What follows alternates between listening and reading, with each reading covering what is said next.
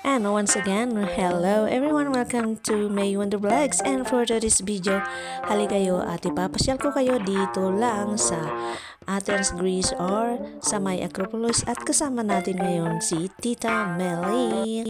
So ayan na nga guys, at natupad ang pangarap naming maglakad-lakad dahil ngayon ay maganda-ganda ang kanyang panahon. So ayan guys, tingnan nyo naman, naglilitsyon sila ng dalawang tupa dyan at sigurado para rin sa kanilang restaurant yan. So ayan guys, tayo ay maglilibot-libot lang ng konti dito sa May Acropolis. So ayan guys, samahan nyo kami and let's go!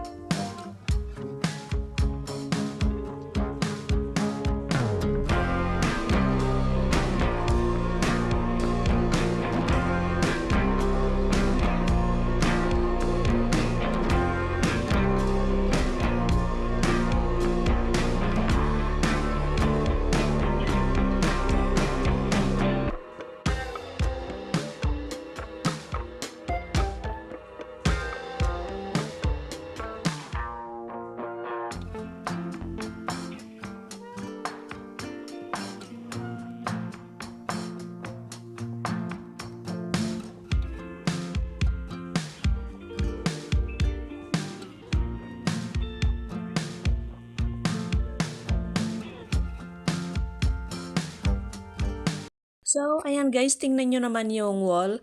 Yan ang taas ng Acropolis. So, hi Tita Melly. Excited si Tita Melly kasi tagal na niya dito sa Greece.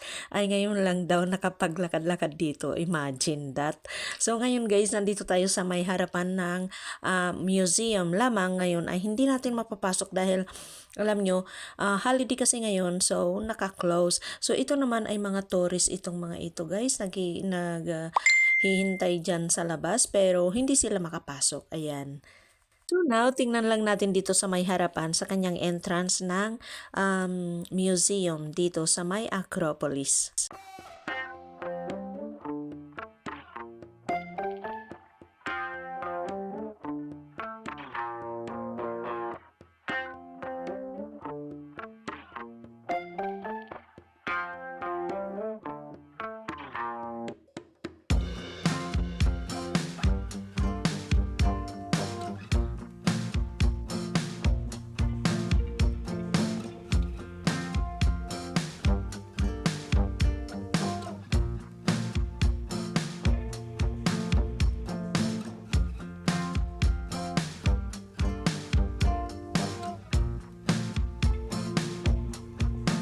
Mayroon din akong ipapakita sa inyo guys. Ay ang bundok na yan ay sa taas ay napakaganda din. Ang pangalan niyan ay Lycabettus na dinudulog din ng mga tourist na isang tourist spots din dito sa Athens.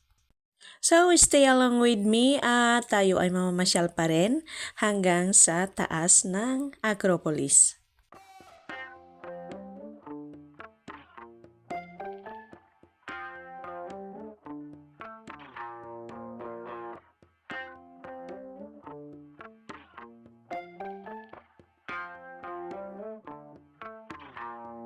So, andito naman tayo guys, dito sa medyo taas na at hindi ko na na-video yung hagdanan papunta rito. At nandito tayo sa may harapan ng Teatro. Ito ay ancient theater here in Acropolis.